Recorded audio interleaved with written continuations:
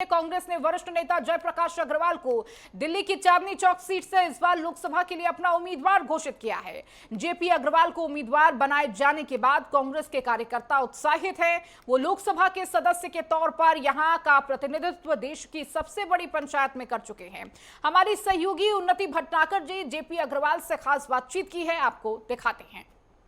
चुनावी सरगर्मियों के बीच देश के दिल के बारे में बात करेंगे, यानी कि दिल्ली के बारे में बात करेंगे। और दिल्ली की इस वक्त हम चांदनी चौक की सीट से जो कांग्रेस के प्रत्याशी हैं जयप्रकाश अग्रवाल जी, उनके साथ मौजूद है। सीधा उनसे बातचीत करेंगे क्योंकि भौगोलिक स्थिति से तो ये सीट बहुत ज्यादा छोटी है लेकिन निर्णायक भूमिका में रहती है। तो सीधा जानते आइए, हमारे साथ जयप्रकाश अग्रवाल जी मौजूद हैं।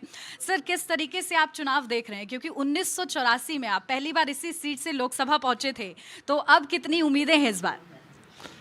बहुत अच्छी उम्मीद है, क्योंकि जो तानाशाह रवैया सरकार का रहा उसके खिलाफ लोगों में बड़ा रोष है कि आप चुने हुई सरकारों को तोड़ना, मुख्यमंत्री को जेल भेजना, तो चुपती है बातें, बुनियादी बातों पे काम नहीं हुआ। डेवलपमेंट पे, महंगाई रोकने पे, नौकरी देने पे और बेरोज़गार लोगों पे, तो लोग परेशान हैं उस बात से। तो इसलिए ये एक विद्रोह है उनके खिलाफ और मुझे बहुत उम्मीद है कि इसमें 7 सीटें गठबंधन जीतेगी। लेकिन देखिए, मोदी लहर में 14 और 19 का चुनाव आपने देखा, उसमें आपको हार का सामना करना पड़ा। हालांकि क्योंकि ये ऐसी सीट है जहां से सिर्फ कांग्रेस ने ही हैट्रिक बनाई है, तो इस बार उम्मीद कर रहे हैं, क्योंकि इसका इतिहास ऐसा रहा है कि बीजेपी कांग्रेस ऐसे ये रहा है, लेकिन कांग्रेस पार्टी ही थी जिसने यहाँ पर इस सीट से हैट्रिक बनाई है। तो इस बार कैसा मुकाबला आप समझ रहे हैं? मैं एक बात आपको बताता हूँ, ये सिर्फ कह देना 400 पार, उसका कोई आधार होना चाहिए। अगर सरकार गरीब आदमी के घर के बजट को बिगाड़ रही है, महंगाई, पेट्रोल, गैस कनेक्शन और खाने पीने की चीज़ें, सबसे लोगों के घर का बजट बिगड़ा हुआ है। हमारे नौजवान साथियों को रोज़गार नहीं मिल रहा, नौकरियां सरकारी बंद कर दी इन्होंने, क्योंकि बहुत सारे संस्थान, रेलवे, एयरपोर्ट, बहुत सारे बेच दिए इन्होंने।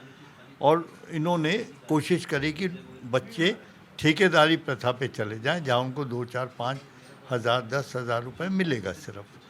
तो उसकी तरफ इनका कोई ध्यान नहीं गया, लोग चुप रही है वो बातें। फार्मर्स के साथ इन्होंने अत्याचार किया। जो लोग परेशान हैं और जिन पे कारोबार नहीं है या छोटे कर्मचारी टाइप लोग हैं, उनके साथ इन्होंने बहुत गुनाह किया। कोई उनके लिए पॉलिसी या स्कीम नहीं लाए, महिलाओं के लिए कोई बड़ी स्कीम नहीं लाए, शिक्षा व्यवस्था पे इनका कोई काम नहीं है, हेल्थ व्यवस्था पे इनका कोई काम नहीं है। तो क्या चीज़ पे 400 पार है सर? आप अगर जो बुनियादी किसी सरकार के 4 बड़े काम होते हैं, पहला है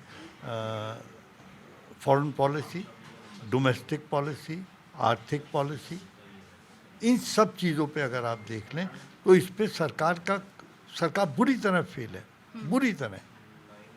तो किस पे 400 पार? 400 पार का आधार होना चाहिए ना। सिर्फ आप नफरत पैदा करने को कह सको कि हम उसमें कामयाब हो जाएंगे इसलिए 400 पार, मैं उससे नहीं मानता। बिल्कुल। और इस बार देखिए, प्रत्याशी जो हैं, कड़ा मुकाबला है। प्रवीण खंडेलवाल जी हैं, व्यापारी हैं। कोई मुकाबला समझ रहे हैं, क्योंकि नए हैं आप तो अनुभवी हैं?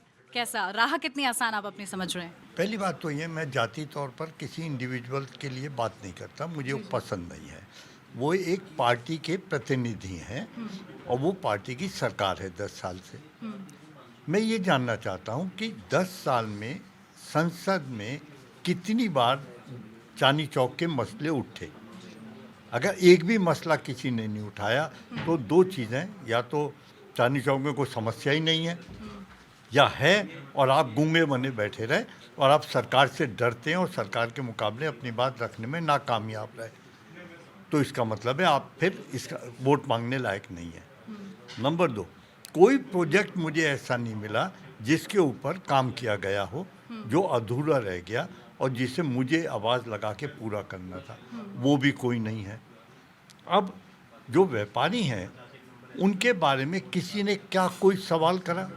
एक भी व्यापारी जीएसटी से परेशान है, व्यापारी, और कई इन्होंने एमएसएमई एक नया कानून बनाया जिससे व्यापारी बहुत तंग है। कई ऐसे आइटम थे जिस पे पहले जीएसटी नहीं थी, जैसे कपड़ा था उस पर जीएसटी लगा दी, और कोई सुनने को तैयार नहीं है। सिर्फ ये कह देना मैं व्यापारी का नेता हूँ, इससे तो काम नहीं चलता ना। आपने 10 साल में अपनी सरकार के सामने खड़े होकर कितने सवाल करे। अब इसके दूसरी तरफ मैं ये कहता हूँ, अब मेरा 5 साल का कार्यकाल है तो पूरा, किसी कार्यकाल में आप अगर मेरा रिकॉर्ड उठाकर देखेंगे, अभी मैं देता हूँ आपको, तो मैंने बड़े तीखे सवाल करे अपनी सरकार से। जो अभी 2009 से 14 में मेरे 898 सवाल हैं 5 साल में। डिबेट्स में हिस्सा लिया मैंने, और जो मेरी डिबेट्स हैं वो बड़ी तीखी झड़प मेरी मंत्रियों से हुई है कि आप काम करना पड़ेगा आपको, ये विषय है, ये विषय है। एक जगह मैंने कहा मैं यही धरने पे बैठ जाऊंगा। तो हिम्मत होनी चाहिए ना अपनी सरकार के खिलाफ खड़े होकर बात करने की। अगर 10 साल में आपने कुछ ही नहीं करा तो वायदा तो कोई भी कर देगा। बिल्कुल। और देखिए, क्योंकि अब तो गठबंधन में भी है आप, लेकिन 2019 का अगर वोट शेयर मिलाए तो आम आदमी पार्टी और कांग्रेस का मिलाकर भी कम था, लेकिन क्योंकि अब प्रत्याशी बदल दिया गया है और आप जिस तरीके से कामों का जिक्र कर रहे हैं, देखिए काम जनता को मैटर करता है कि काम होना चाहिए, तो उस पर अब कितना भरोसा है जब गठबंधन के साथ है? मैं इसलिए कहता हूँ, मेरी पिछले 40 साल में 84 के चुनाव से, उससे पहले 83 का मेरा कॉरपोरेशन, और उसके पहले पिताजी के 8 चुनाव, मुझे बहुत खुशी है बताने में कि जहाँ मैं पैदा हुआ उस मकान से ये 20वां चुनाव है। 8 चुनाव पिताजी के, 12वां चुनाव मेरा, एक कॉरपोरेशन, एक राज्यसभा और 10वां लोकसभा का। तो एक कॉन्टिन्यूटी लोगों के साथ हमारी बनी हुई है। हम उनके रोज़मर्रा के जीवन में काम आते हैं। कभी उनका दुख सुख होगा तो हम खड़े होंगे, कोई बात होगी तो हम खड़े होते हैं उनके साथ। तो इसीलिए वो हम पे भरोसा करते हैं। मुझे कोई जयप्रकाश अग्रवाल नहीं कहता है, या तो जेपी कहते हैं या जय भाई कहते हैं। मैंने उसको बना कर रखा आज तक। इसीलिए मैं ये कहता हूँ कि जो आज का माहौल है, उस माहौल में लोग जब इतनी चीज़ों से पीड़ित हैं, इतना तानाशाह रवैया कि चुनी हुई सरकार ने तोड़ दो, विधायकों को जेल भेज दो, मंत्रियों को जेल भेज दो, और सरकार ने तोड़कर अपनी सरकार बना लो, मुख्यमंत्रियों को जेल भेज दो, ईडी लगा दो पीछे। लोग इससे परेशान हैं, कारोबार नहीं है, रोजी रोटी नहीं है। जो बुनियादी सरकार का काम होना चाहिए, रोटी कपड़ा मकान रोजगार हेल्थ व्यवस्था एजुकेशन, उस पर कोई काम नहीं है। फार्मर्स, कोई काम नहीं है उस पर।